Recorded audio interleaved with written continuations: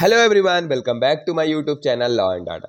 इस वीडियो में हम पढ़ने जा रहे हैं जनरल एक्सप्लेनेशंस के कुछ बचे हुए सब सेक्शंस और देखेंगे कॉमन इंटेंशन के इसेंशियल इंग्रेडिएंट्स। तो शुरू करते हैं essential ingredients of common intention. इसके मेनली जो है तो 3 इसेंशियल इंग्रेडिएंट्स होते हैं। पहला, there must be a criminal act done by several person.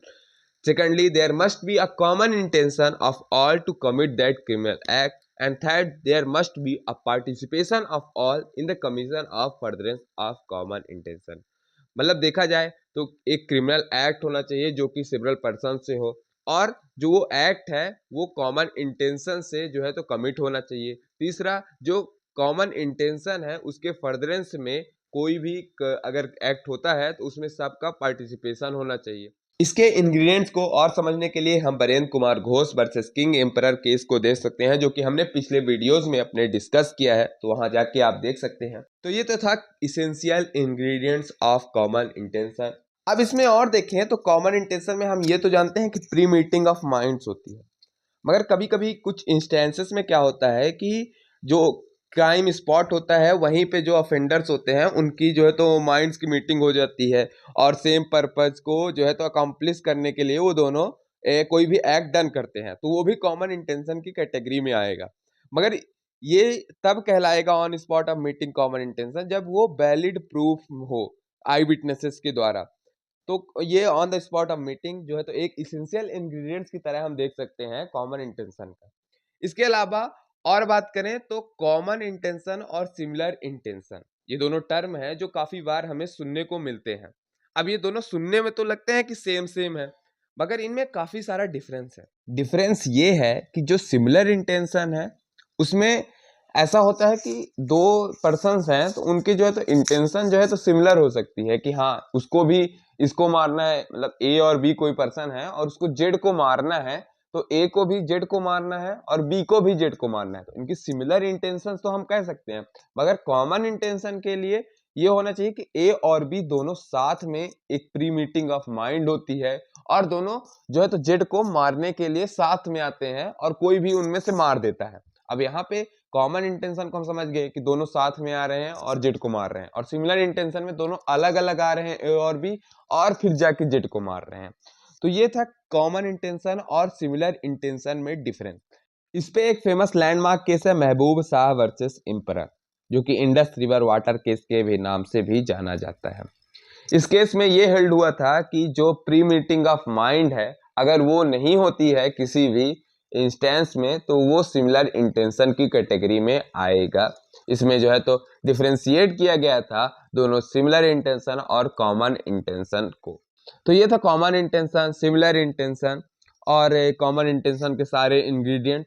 अब आगे बात करते हैं इसके कुछ सब सेक्शंस जो कि सेक्शन 3 ऑफ बीएनएस में मेंशन्ड है। तो पिछले वीडियो में हमने सब सेक्शन 5 तक देखा था। इस वीडियो में शुरू करते हैं सब सेक्शन 6 से, जो कि ये कहता है कि कोई भी एक्ट जो कि क्रिमिनल एक्ट है और क्रिमिनल इंटेंशन और नॉलेज के साथ किया जाता है सेवरल पर्सन के साथ, तो कोई भी पर्सन जो कि उस एक्ट में शामिल होगा तो वो उसी तरह लाइबल होगा जैसे कि सारे पर्सन जो है तो लाइबल होगा। ये था सब सेक्शन 6।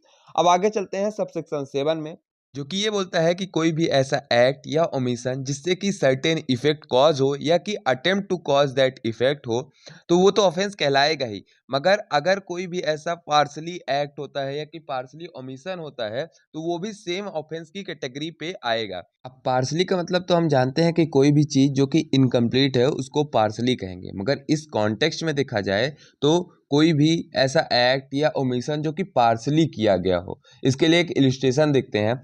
मान लेते हैं ए कोई पर्सन है और वो जेड की इंटेंशनली जो है तो डेथ कॉज करना चाहता है। इसके लिए वो क्या करता है, जो जेड का खाना है उसको थोड़ा कम कर देता है। मतलब जैसे कि जेड का जो खाने का डोज है वो 4 रोटियों का है तो वो 1 रोटी कर देता है, और धीरे धीरे करके जो है तो उसकी जो है तो जेड की स्टारवेशन से जो है तो डेथ हो जाती है।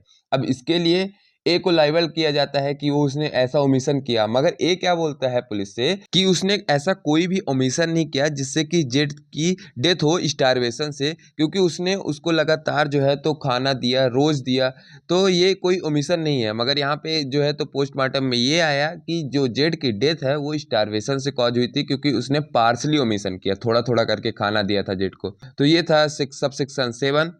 अब नेक्स्ट है सब सेक्शन 8, जो कि ये कहता है कि कोई भी जो मतलब सेवरल एक्ट्स हैं, अगर उनके कमीशन में जो पर्सन है सिंगली या जॉइंटली कोई भी सहयोग करता है उस एक्ट को पूर्ण करने में, तो वो उस ऑफेंस के लिए लाइबल कहलाएगा। अब इसके लिए एक इलिस्ट्रेशन देखते हैं। ए और बी कोई पर्सन है और वो जेड को जो है तो पॉइजन दे के मारना चाहते हैं और वो दोनों एग्री हो गए हैं इस पे। अब ए और बी जो है तो अपने अपने टाइम पे उसको जेड को डोजेस देते हैं पॉइजन के, ताकि वो मर जाए। अब जेड जो है तो मर जाता है। इस पे जो है तो ए और बी ये नहीं कि अब सिमिलर इंटेंशन कॉमन इंटेंशन का हम लॉजिक लगा दें यहाँ पे कि दोनों अलग अलग कर रहे हैं काम।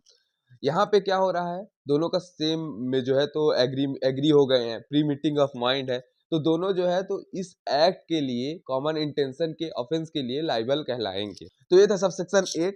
अब आगे चलते हैं सब सेक्शन 9 की ओर, जो कि हमारे सिमिलर इंटेंशन वाले लॉजिक से मिलता जुलता है। जिसमें ये कहा गया है कि जब सिवरल पर्सन जो हैं तो इंगेज होंगे किसी भी कमीशन ऑफ क्रिमिनल एक्ट में, तो वो सारे जो है तो different offences by means of that act के लिए गिल्टी कहलाएंगे। मतलब कि अगर कई पर्सन्स हैं वो कोई एक्ट करते हैं तो वो अपने उस ऑफेंस के मींस के हिसाब से जो है तो गिल्टी कहलाएंगे।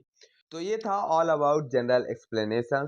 अगले वीडियो में हम चैप्टर 2 पे आएंगे बीएनएस के, जिसमें पनिशमेंट्स के बारे में चर्चा करेंगे।